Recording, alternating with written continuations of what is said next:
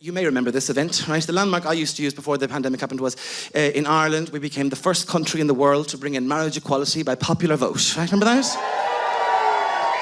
Yeah, it was pretty great, pretty exciting time, right? Pretty exciting time. And like, it was also, it was a difficult time as well for us gays and the allies or whatever, because you'd see the no posters and all the rest. But it was also, we got this license, I tell you, to be as righteous and melodramatic as we felt like for the guts of a year. We were like the lead role of the news. We took ourselves real seriously. We're like, we're knocking on doors, you know what I mean?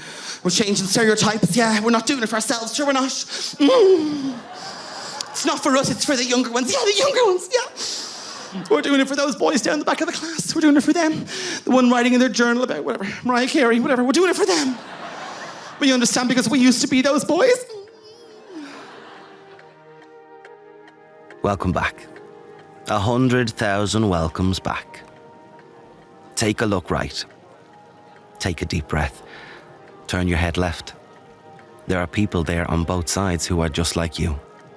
It says yes on your chest, right in front of your heart. Take a deep breath.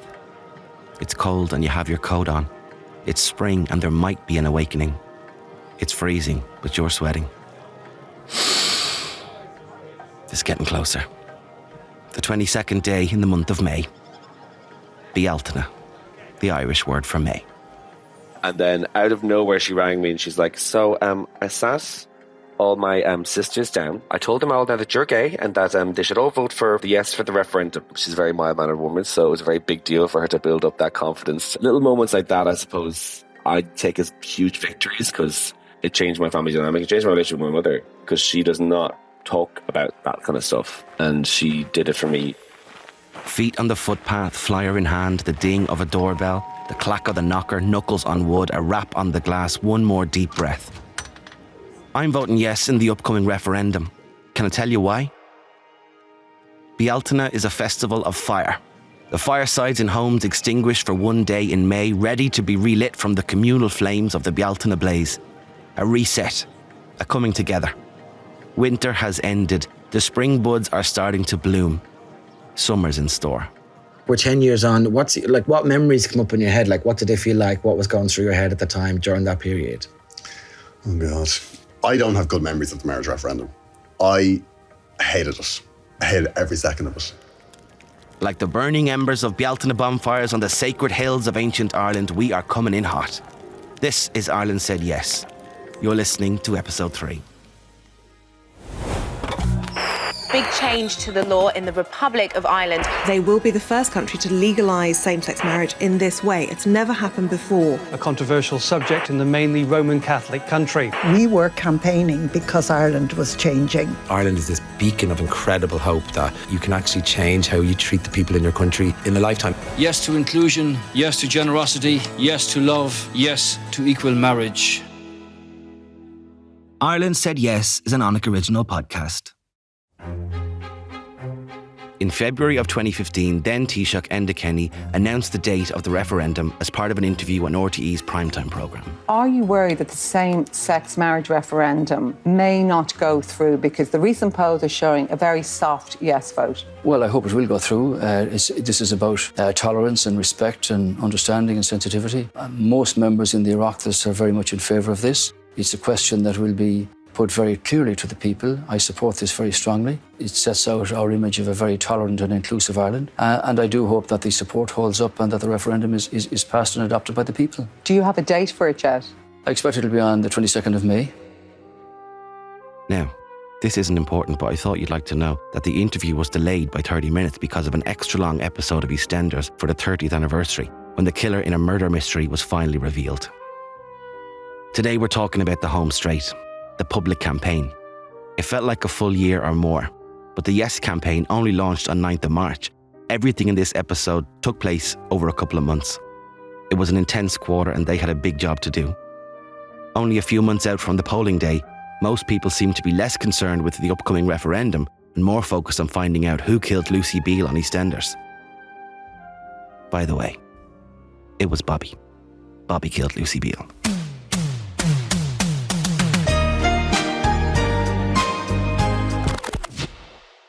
The Yes campaign had a name, Yes Equality. There was an office in Dublin. It had 2 co-directors, some volunteers, experts, lawyers, fundraisers, a tiny operation running on goodwill, and what I can only imagine were a lot of late nights.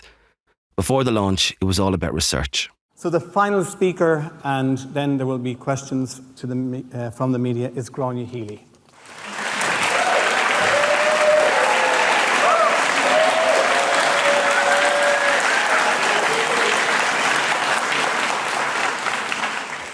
Thank you and good morning.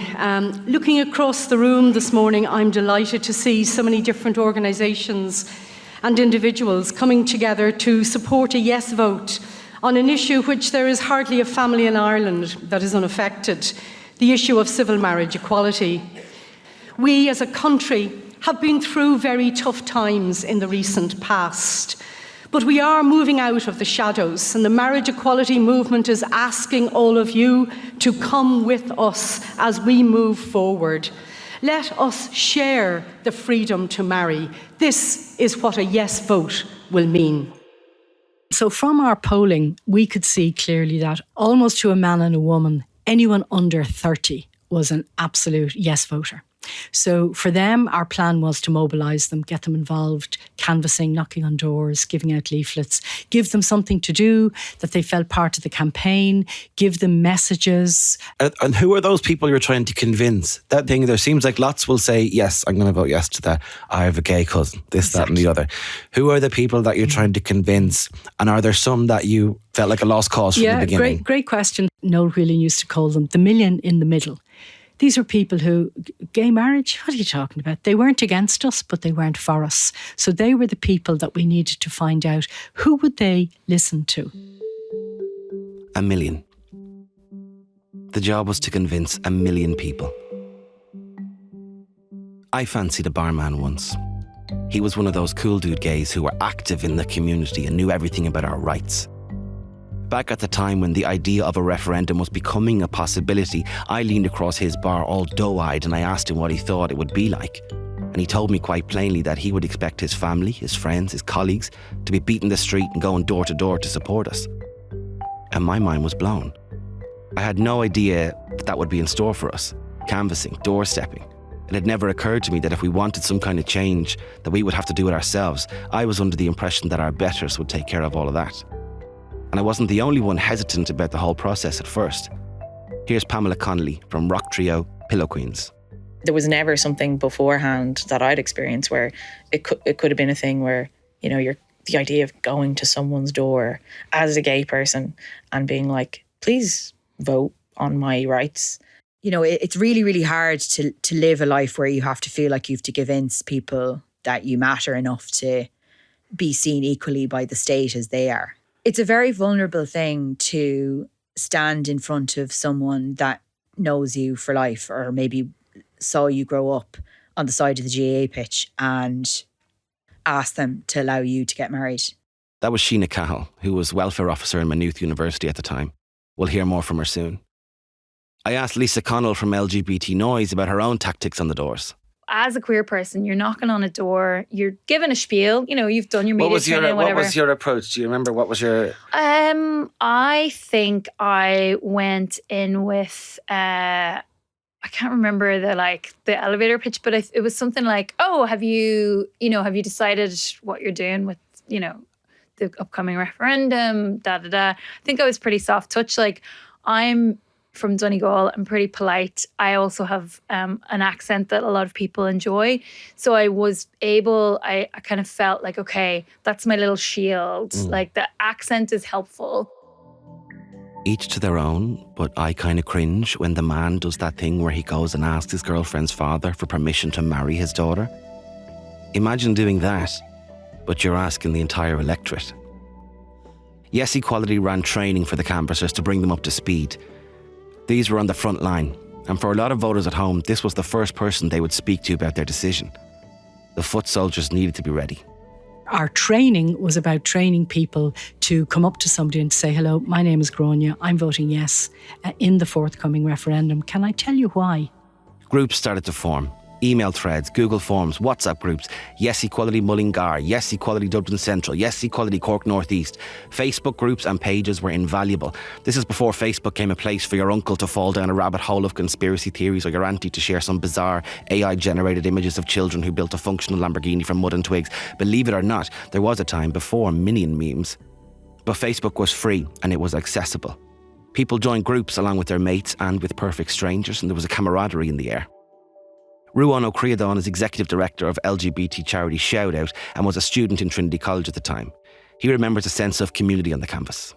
Yeah, for me, it is quite a relevant memory of my kind of time canvassing and my time with the campaign, because it was a really positive experience for me going and canvassing around where I was from.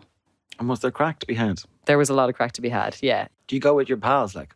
I'd go with my pals when I was canvassing around home. I'd go with my pals from school, which was really lovely because we hadn't all been out in school necessarily. So it was nice for us now to kind of have that community.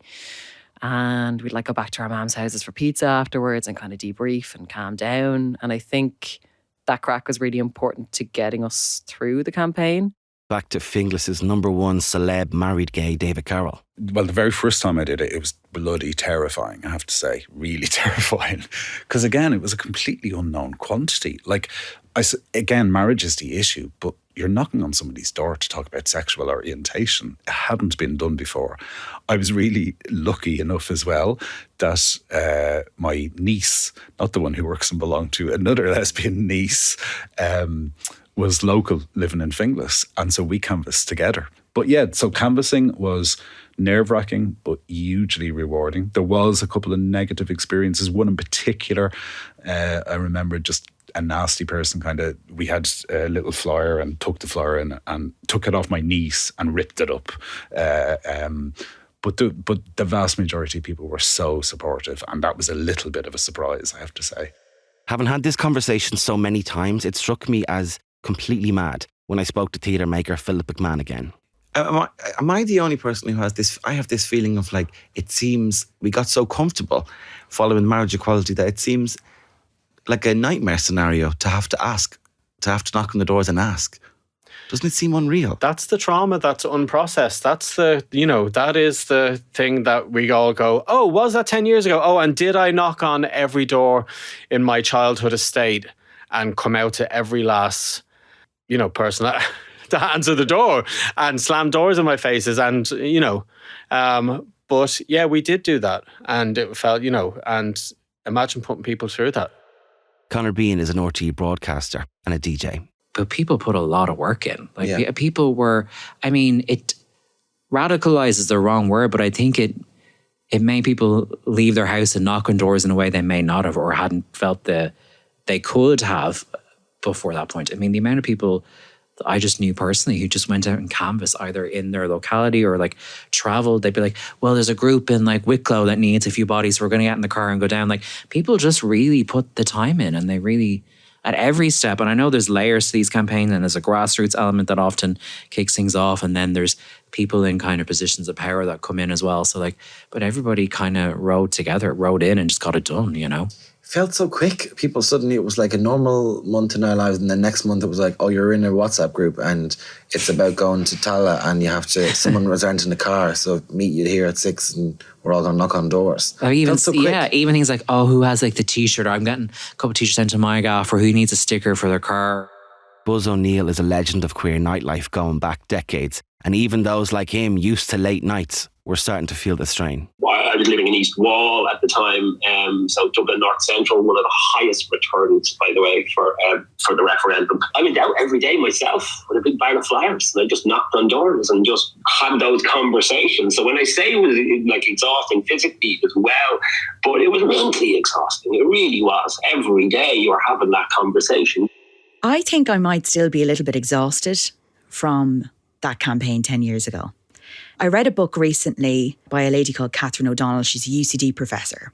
And she wrote a novel called Slant. And at the start of the novel, her character talks about going in to the kind of voting hall on the day of marriage equality in Cork North Central. And I think the first sentence in it is, it became addictive, the canvassing. And I read that sentence in that book about 6 months ago. And I put the book down because I still thought it was too early for me to read a novel about marriage equality. Here's the very same Catherine O'Donnell. The actual knocking on doors was excruciating and harrowing. And it's been 10 years and some people are still not over those experiences. And it was always going to be like that.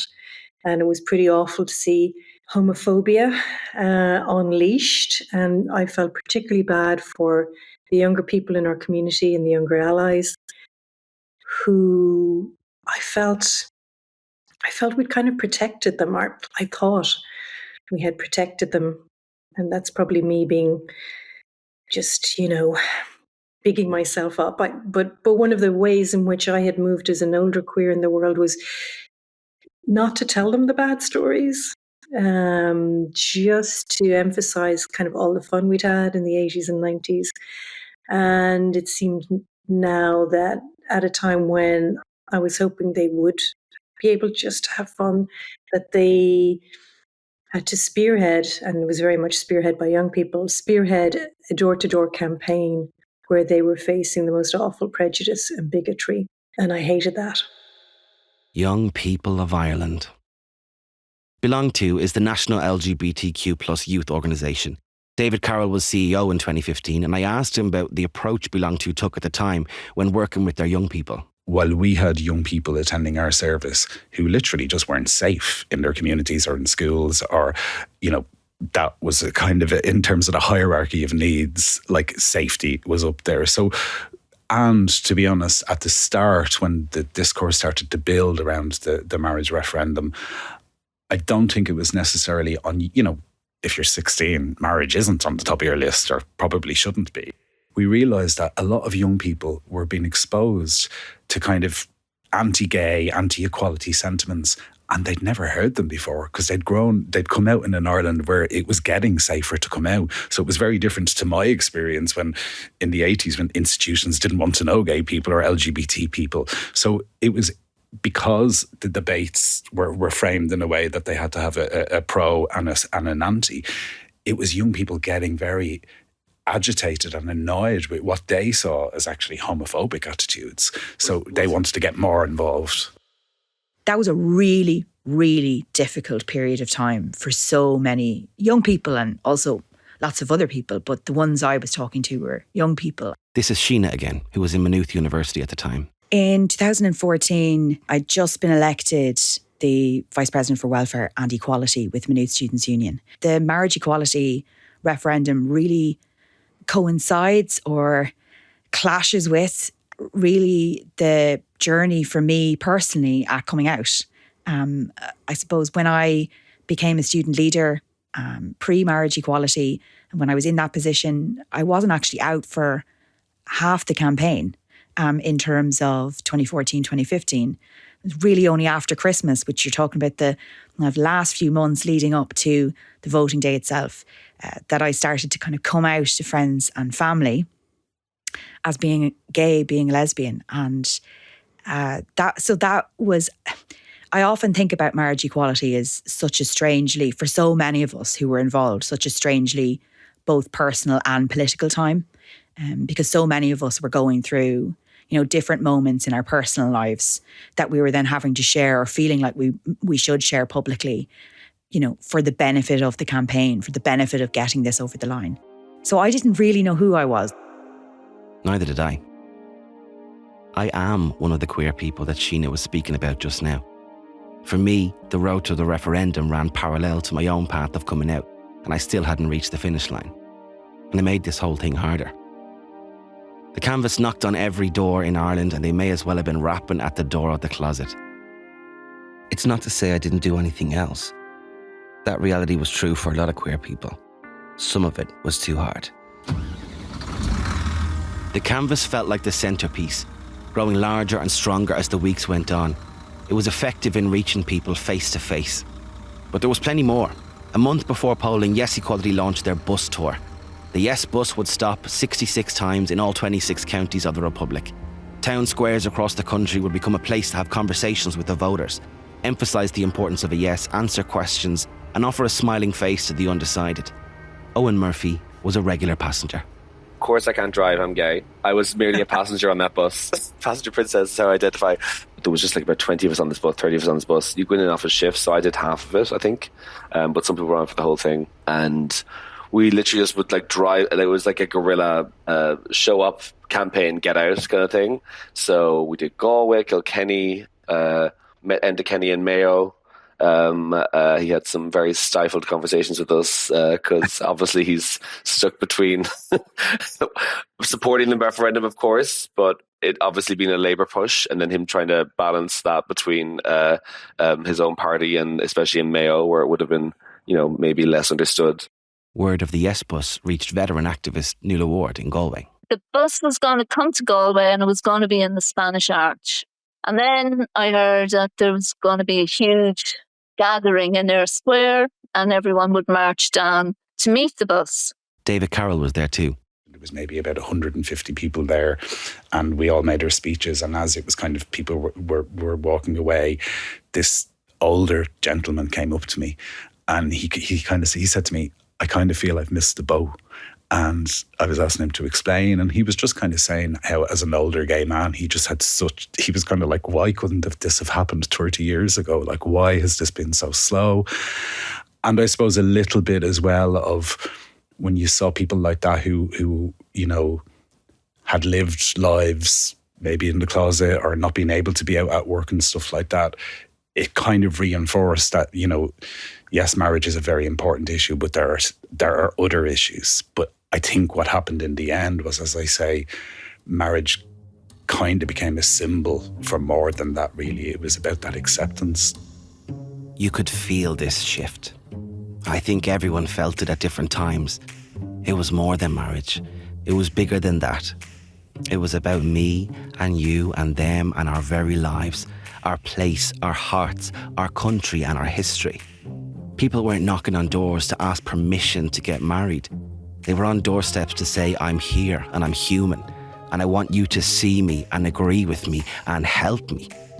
I'm just like you, and actually, maybe I'm nothing like you, but neither of those are the point. What had we gotten ourselves in for? All the queers are survivors. And I'll tell you why, right? Because we're all just adult versions of little children who worried about this. Yes. We're little adult versions who worried about it and sat in, the back of their parents' car thinking about this, in their beds at night, in the back of the classroom, listening to all the stuff their classmates say. And they're like, this is the worst thing you can be, and I'm it. There's nobody from the no side on this podcast. During a referendum, the news coverage has to remain objective, neutral and balanced. We're not bound by balance here. We did make some inquiries, we gave it some consideration, but they got plenty of airtime 10 years ago, and they're more than welcome to make their own podcast explaining what went wrong. In 2015, the no side still had a sizable media presence and a bit of budget. The exposure to the no campaign messaging, be it on the streets, on the airwaves or on the doorsteps, was tougher than we imagined. Your favourite gay comedian's favourite gay comedian, Gareth Farrelly, remembers being raging. Like every morning I would look out the window of my bedroom window. What looked in at me was a no poster. And I was just like, how did we get here? We literally, in this situation, legitimized like stuff that homophobic fellas wouldn't say out loud in a pub. People got to go on television and say it. And I was like, how did we get here? Hi, I'm Orla Murphy. I'm a television producer director, and in May 2015 I was producer on The Vincent Browne Show.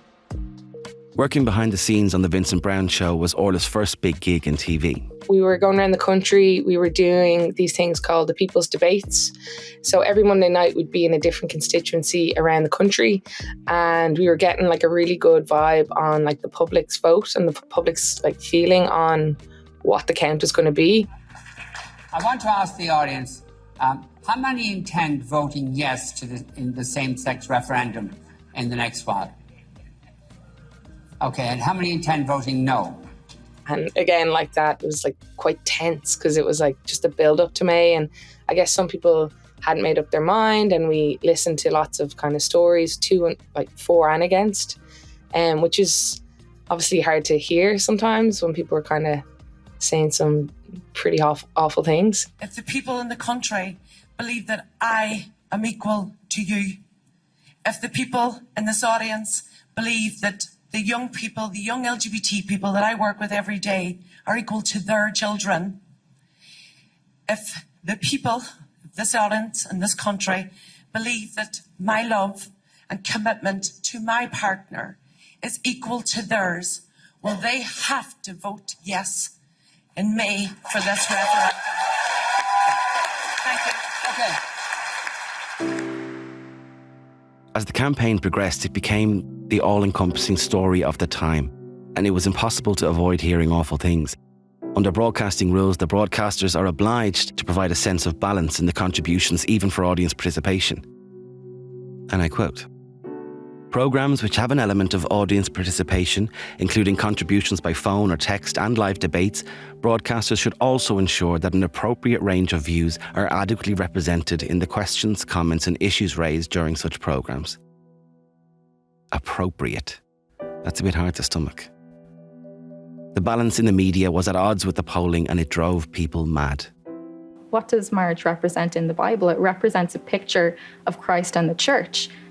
The woman, it represents the church, and but the marriage we're talking about in this referendum, it's not marriage in a church, it's civil marriage. Mm-hmm. So when everyone gets married, and even if they do go into a church, they go behind the altar afterwards to actually sign the legal papers to make your marriage civilly legal in the country. That's what we're talking about. We're not talking about gay people getting married in churches. We're just talking about civil marriage. I think that the word marriage, it has different meaning in the Bible, and I'm not going to tell gay people what they can do and cannot do. You know, I think by voting no, this referendum might be defeated. Yeah. So you are having a huge influence on their lives and their future. Sometimes, like, I shared some of the frustration about the kind of both sizing and things, because obviously it wasn't always easy to listen to. But I think sometimes people blamed media orgs directly when the rule from the BAI was that you had to, and so their hands were a little bit tied. Yes Equality shrewdly started to use this to their advantage. We turned down opportunities to do interviews that would have been really violent. That was not our campaign. We were the campaign who were saying Irish people are wonderful and we know you're going to vote yes. Okay, that's so interesting, the thought of, like, we won't do the interviews where who knows what will be said to you or about you and people like you. Exactly. And remember, the broadcasting law at the time was such that every minute was counted and you had to have equal. So if we would refuse to go on, they couldn't run that interview. So there was a strategy around that as well. The no side played into the same tired points we've been hearing for generations, almost literally asking, won't somebody think of the children? So we knew that if we were going to do a referendum campaign, we'd have to keep an eye on that issue. It was the issue that we knew the no side would focus on. You can't trust the gays with kids. Oh, they're all paedophiles.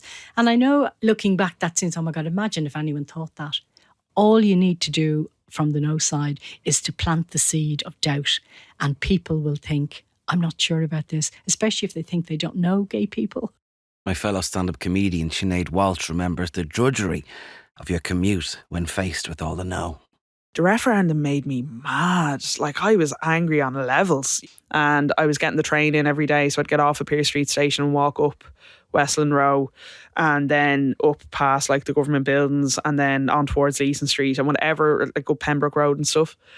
And whatever way I was taking, there was like large stretches of that. And this is in the middle of Dublin city centre that had those like youth defence posters and all that, you know, and the one with like sock imagery on it and things like that. And it was all like, no, no, no, no. And I didn't realise for a long, long time that was actually really grinding on me, you know. And I think when I look back now, I said to you that I was quite, I won't say pessimistic, but I was definitely not optimistic that it would pass with flying colours. And I wonder now, did that have an impact on that opinion in my head? What was on the stock imagery? What was on the posters? It was like, no. It was like, you know, family with like a man and a woman with a baby, and you know, like children deserve a mother and a father, and that was maybe 2-3 months of that.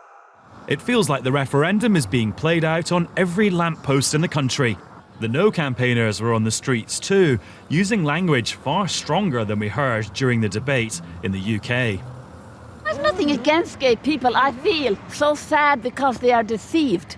They are being deceived and they do not realise. It's a lie from the pit. The very definition of marriage is actually a union between a man and a woman, according to the natural law, and for the purpose of procreation of children. Yeah.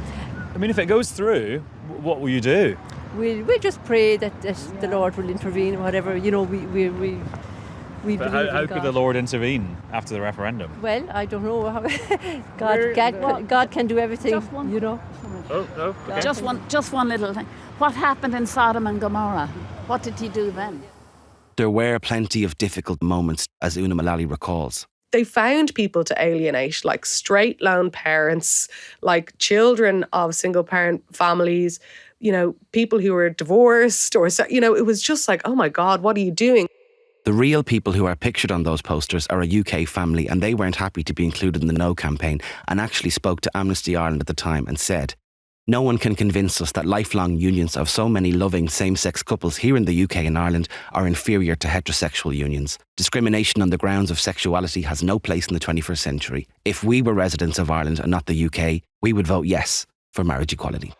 Hi, I was talking to Anne there, and she was talking about people like me coming from a place of ignorance. Well, I'm actually coming on here as a mother of 3 little girls, and while I have a fantastic husband who's a wonderful father, he's just not a mother. And I know parents die and parents get separated, but that's an unfortunate tragedy for the child. It's not it's not by design. And there are only 2 ways how gay people can have a child, and it's either by adoption or by surrogacy. And marriage copper fastens their right to get a hold of children. I don't mean that in a flippant way, but we should be looking at this from the point of view of the child. It's the biggest social experiment on children since time has begun, and it shouldn't be about LGBT rights. They should come further down the line. Children's welfare should always trump LGBT rights. The main thrust of the No side was that it essentially boiled down to it's Adam and Eve, not Adam and Steve. And so it was kind of like the thing about when you're countering a positive argument, you don't have to be right. You just have to be loud and repetitive, and to instill fear in people. Like we've just seen it, and also in the last 10 years, that kind of thing has really accelerated, So the union is unnatural. Why do gays want marriage? This is our institution. They already have civil partnership. The next thing they'll be doing is coming for our kids, etc., etc.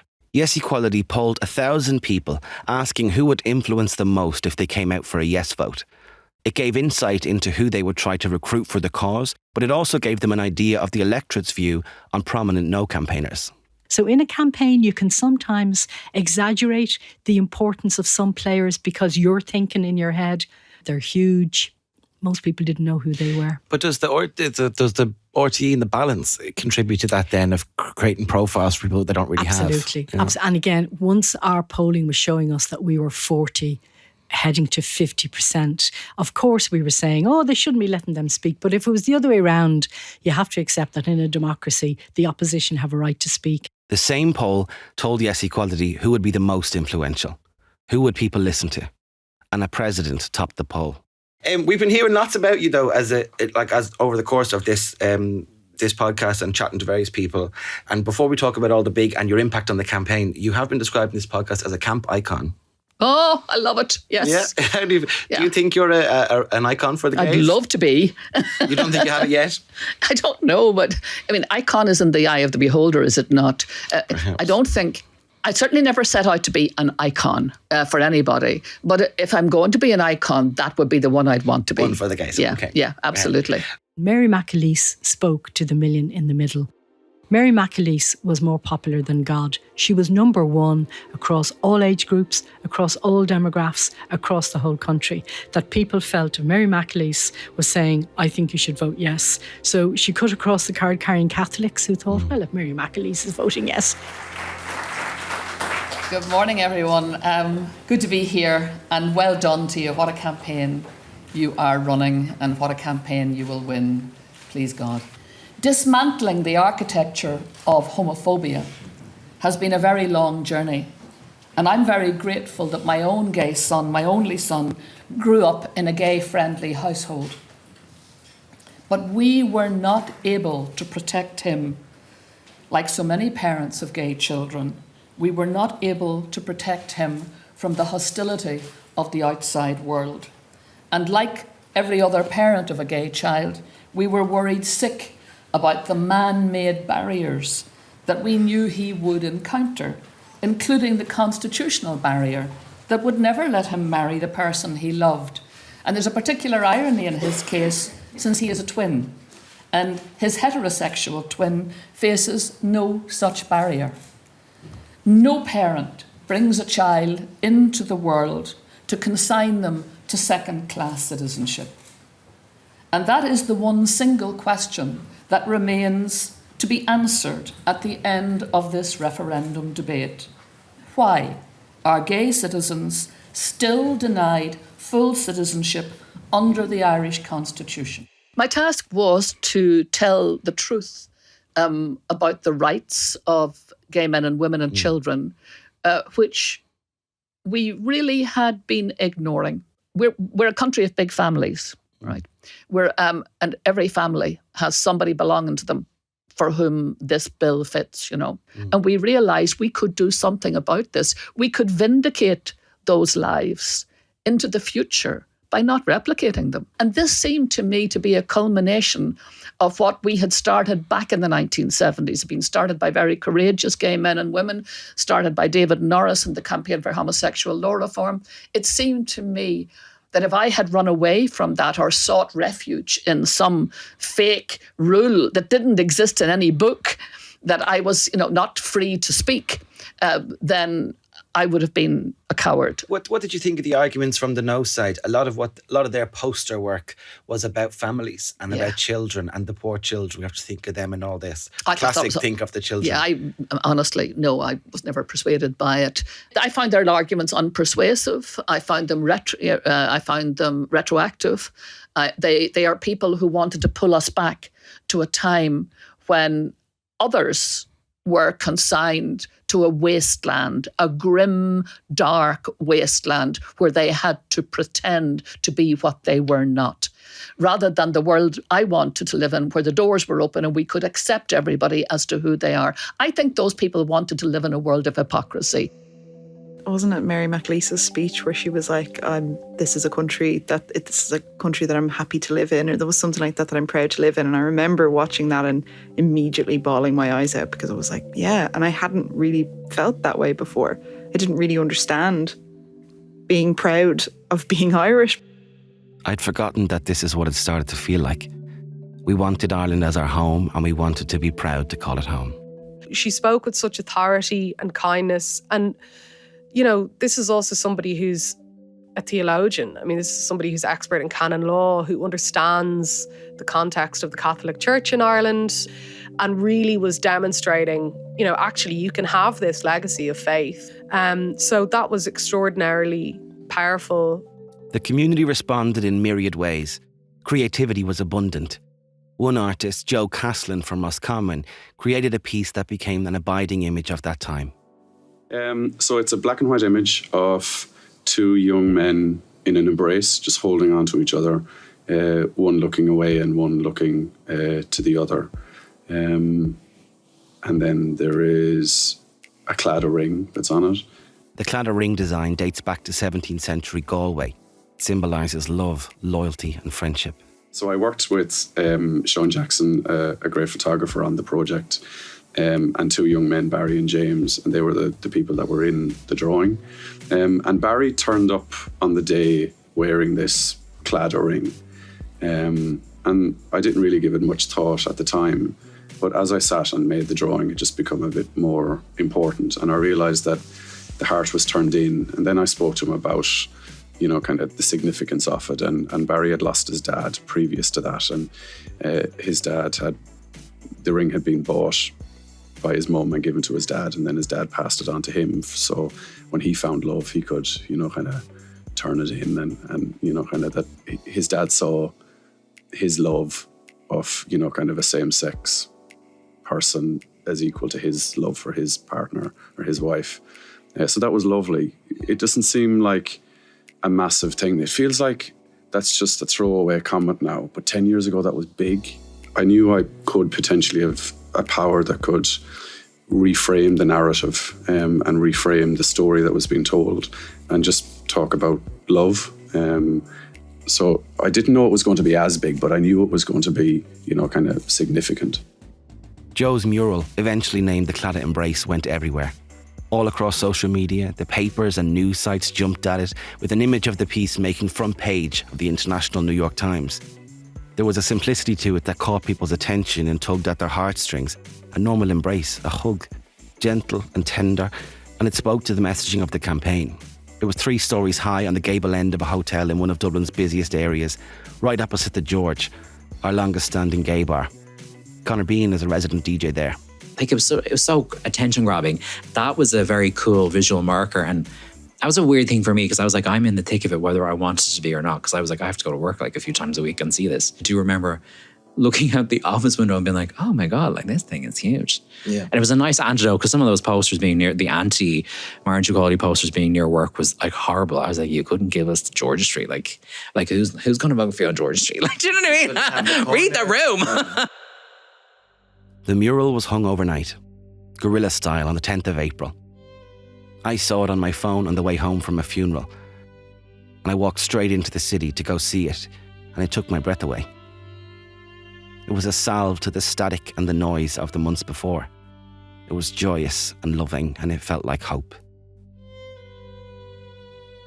I remember seeing a tweet at the time from a No campaigner lamenting the lack of creative output from their side. Creativity flourished from those voting yes.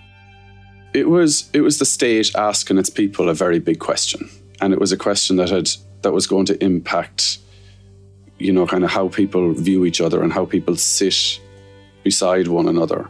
And I think, of course, the arts played a fundamental role that's in that, because it's another window or a doorway to enter into that conversation, rather than just the kind of the standalone things of chatting and reading stuff in a newspaper. So there was lots of really interesting artwork being made. There was, kind of plays talking about it. There was posters being made. There was the street art stuff. There was spoken word. There was, there was so much. And because the referendum meant so much to the people that populate the arts sector, of course they were going to respond to it and talk to it in the weeks beforehand.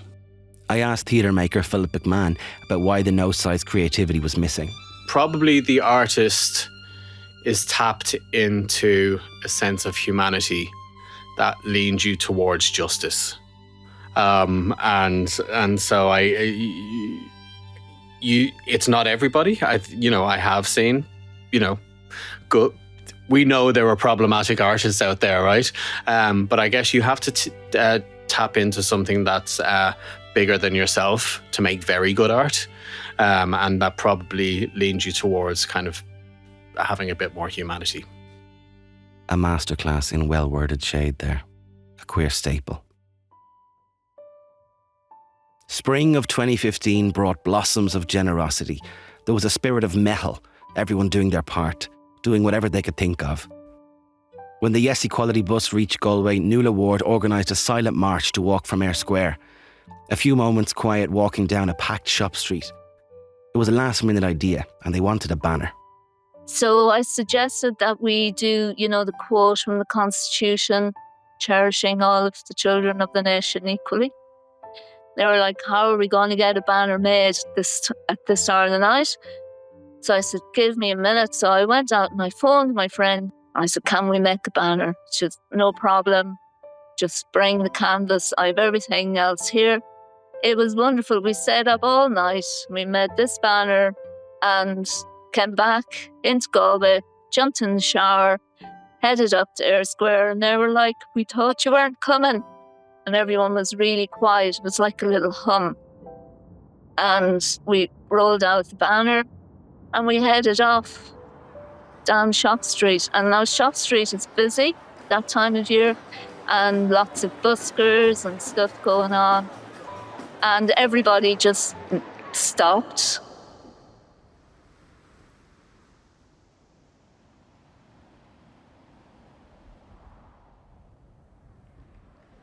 If there was a way to build energy or raise money, Yes campaigners found it. Pillow Queen singer and guitarist Sarah Corcoran recalls one here. Yeah, we were like raising money for Equality campaign. And there was a gig in Bellow Bar and we had like bands came and there was King Crisps donated a load of crisps to the gig as well. And we're just giving out loads of crisps at the gig. I remember that as like such an amazing thing to be doing, weirdly. Yeah, and then we were just like outside. That was another very sunny day where we were taking lots of photos, and my sister baked a wedding cake in rainbow colours and very elaborate wedding cake, many tiers, and we cut it at the end of the show, and yeah, it was amazing. Really, really cool. We were incredibly busy. The spirit of Mehel spread to ordinary people of all ages. Younger people armed with smartphones recorded messages of support from their parents and grandparents. Countless videos popped up on social media. So, Mum and Dad, introduce yourselves. Hi, I'm Breda Kinahan. Well, I'm Jerry Kinahan. Where are you from? We live in Dromiskin. It's a small village in the middle of County Louth. And why are you voting yes in the marriage equality referendum on May the 22nd? Well, we're voting yes so that our son can have the same rights as his brothers and his sister. There's never been any discrimination in our family. He's never been discriminated with any of his extended family. Our grandchildren knows no different. He's no different than any of his uncles or his aunts. There's just everybody's the same. And we think he should have the right to do as everybody else. It's about a simple civil right that girls and boys in this country are entitled to, and don't be pulled onto the sidetrack shows by all the other things they want to bring into it. As Irish people, I've always found that we were proud and espoused civil rights all throughout the world. Vote yes on Friday the 22nd of May. Thank you. Yes. The personal became public, and there was a democracy to it. Anyone could be an activist all of a sudden. Twitter accounts, Instagram pages and Facebook profiles appeared.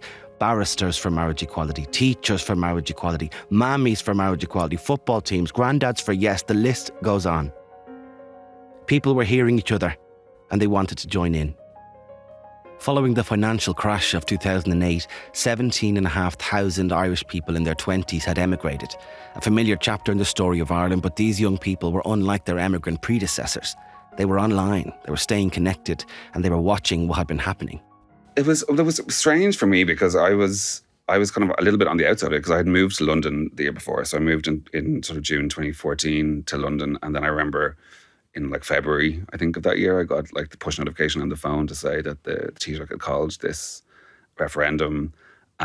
So I felt quite removed from the whole thing, and which was part of the reason why I decided to kind of get involved with this campaign. This is Joey Kavanagh, an old pal of mine from my heady recession-era clubbing days. Just wanted to do something, so I was like, well, I'd like to go home and vote, and maybe other people would like to do the same, and maybe I can encourage other people to go home and sort of get a few more yes votes in May. So I went home that night and in the space of like half an hour, I set up a really shoddy website on Tumblr, I think I set it up on, and bought the URL, gettheboattovote.com, gettheboattovote.com, and just put up some very basic information suggesting that people get a certain rail and sail home and we could do it together and make a bit of a celebration of it.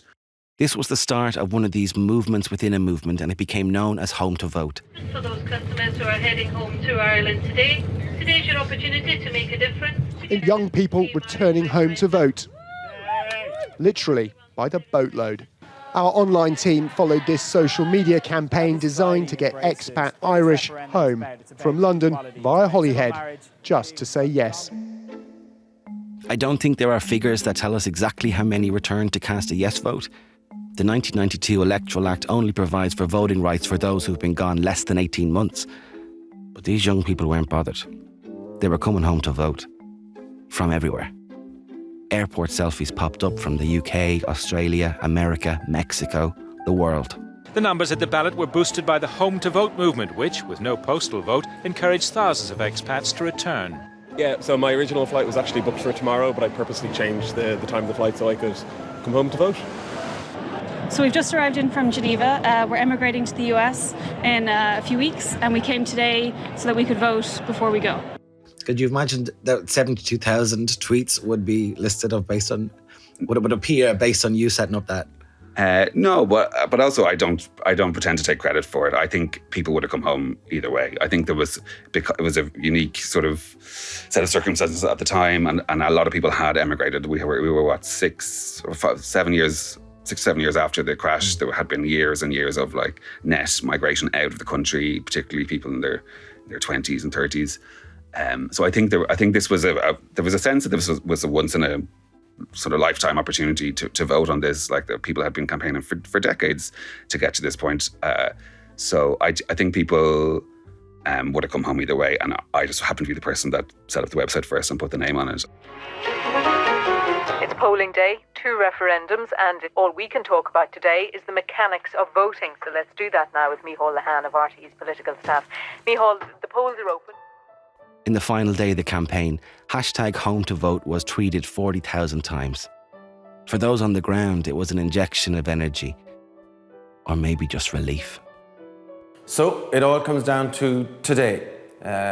Thousands of people, hundreds of thousands of man hours, volunteer hours, and hundreds of thousands of conversations all come down to today.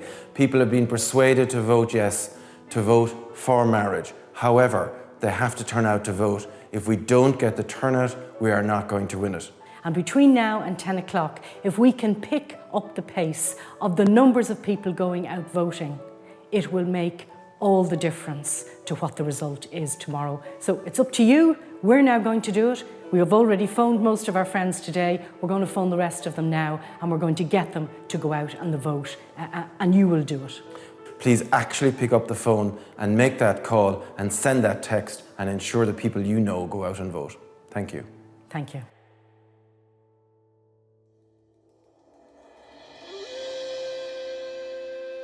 I'm a stand-up comedian. Nerves and nervousness are part of my work. You find yourself sitting there in a green room of a theatre in Castlebar, and I imagine the very worst. What if this goes wrong? Why have I put myself in this position? I'm scared and I feel sick to my stomach. I have this odd sense of regret for ever deciding to do this in the first place. But when the audience are in their seats and the music is already playing, there simply is no going back. The polling stations closed at 10 o'clock as they do, and there was no going back. But what if this goes wrong? We'd spent so much time shouting about a yes, and now the only word in our minds was no.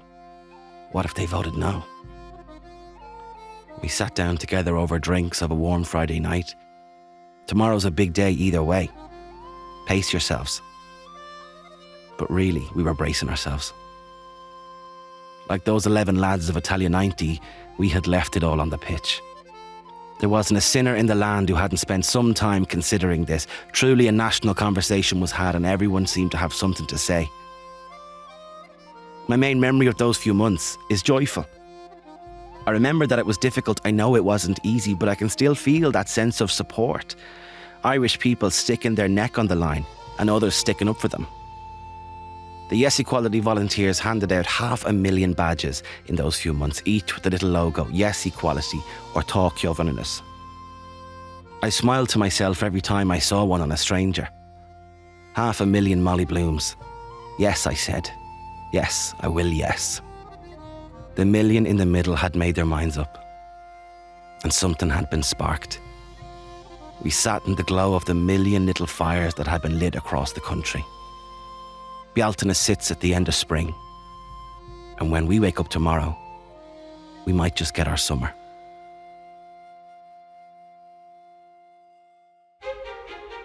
I came into the pub and I sat down, and actually Alva Smith was in our company, and Alva said, "How was your day?" And I just started crying. I have a really clear memory just from that kind of exhaustion. And I remember PJ Gallagher sent me a text that morning and said, 9:20, the ballot boxes are open, the goose is cooked. I was expecting tears if there was a no, but I don't know why I hadn't really expected tears for yes, and people were just overjoyed. More on all that in the next episode. You've been listening to Ireland Said Yes, written and hosted by me, Shane Daniel Byrne. Special thanks to all of our contributors who took part in this series. Audio design, mixing and sound editing by Fionn O'Brien and Paul McGregor. Visual design by Stephen King O'Farrell and Conor Daly. News archive courtesy of RTE, Virgin Media, BBC, Channel 4 News, CNN, Euronews and Associated Press. Archive images and video courtesy of Getty Images. Music and sound effects courtesy of Audio Network and Epidemic Sound. Legal counsel Hugh Hannigan and Claire Telford. Executive producer Sasha Hamrogue. Developed and produced by series producer Paul McGregor. If you've enjoyed this podcast, please share it on your socials, tell your mum and your mates, and consider giving us a 5-star review wherever you're listening. Ireland Said Yes is an Onic original.